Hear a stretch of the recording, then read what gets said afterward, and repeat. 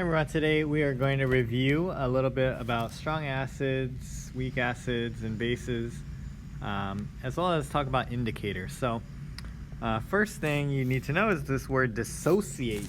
So dissociate means to separate or ionize completely, okay? So strong acids and bases will completely dissociate in a solution.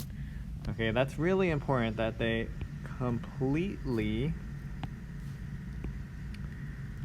dissociate or separate in a solution. So if you had a base like sodium hydroxide, right, this is a strong base, it's going to separate completely into its two ions, sodium ion and hydroxide ion. Notice that this reaction is not reversible. Okay? So strong acids and bases, they completely break down into its ions. You can't go back. Whereas weak acids and bases will dissociate partially. So what does that mean? That means part of this chemical will break up into these two ions. Okay?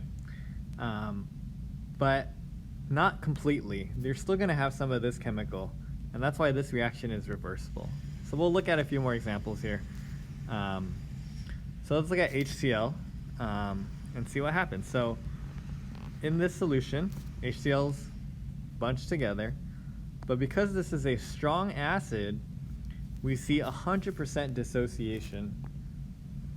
Okay? So notice how we don't see any of this in the solution, right? It's completely separated into hydrogen and chlorine ions.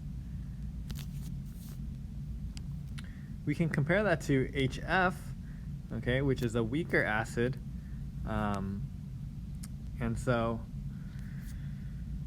here, notice that only some of these actually break apart, right? And so this should be a reversible arrow. So again, this reversibility sign will often indicate if you've got a strong or weak acid. In this case, this is usually associated with weaker acids and bases.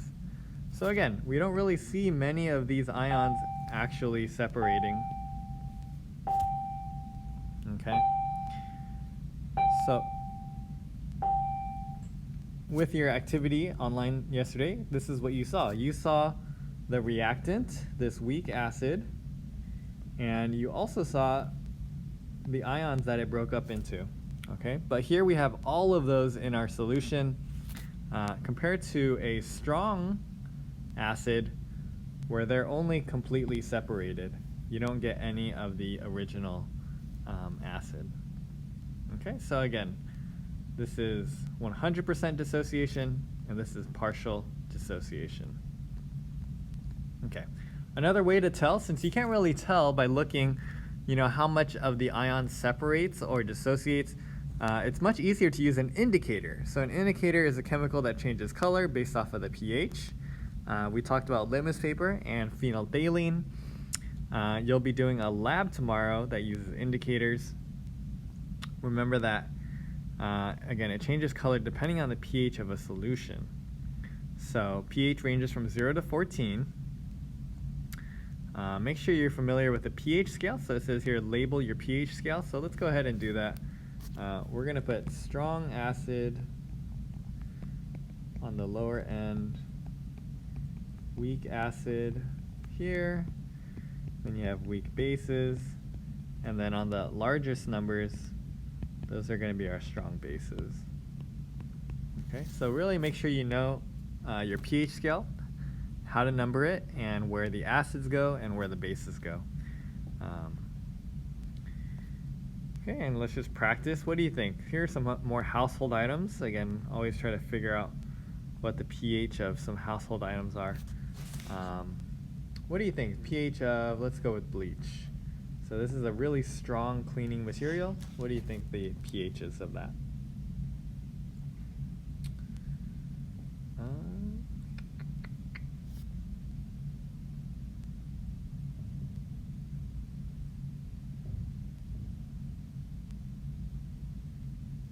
What about baking soda?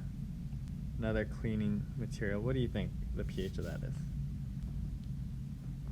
Okay, so again, just to review, the two main ways we're going to differentiate between strong and weak acids or bases is one, the pH. So low pH or really high pH can distinguish between strong and weak. And how they dissociate, how do they break up in a solution? Remember, the strong ones will fully dissociate or separate in a solution. Okay, next you're going to learn about some indicators. While it is possible to quantitatively measure the pH of a solution using a device known as a pH meter, there are also ways to determine pH qualitatively. In this lesson, we will learn about indicators, which help us indicate the pH of a solution. An indicator changes color depending on the pH of the solution analyzed. Because of this, they are also known as pH indicators. Universal indicator is very versatile as it can measure pH across the entire scale from 0 to 14. It is not a single indicator, but rather a combination of various indicators. If you look at the color changes of universal indicator according to the pH of a solution, you will find that it resembles a rainbow. If universal indicator solution turns deep red in a solution, it means that the solution is strongly acidic, with a pH of 1 to 2.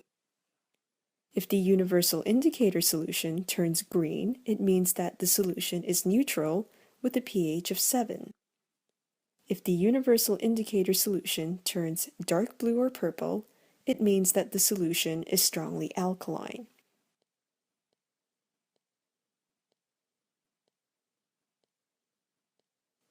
Universal indicator paper works in exactly the same manner. Litmus is another indicator commonly found absorbed onto paper as litmus paper. Blue litmus paper turns red under acidic conditions, pH less than 7. Red litmus paper turns blue under alkaline conditions, pH greater than 7.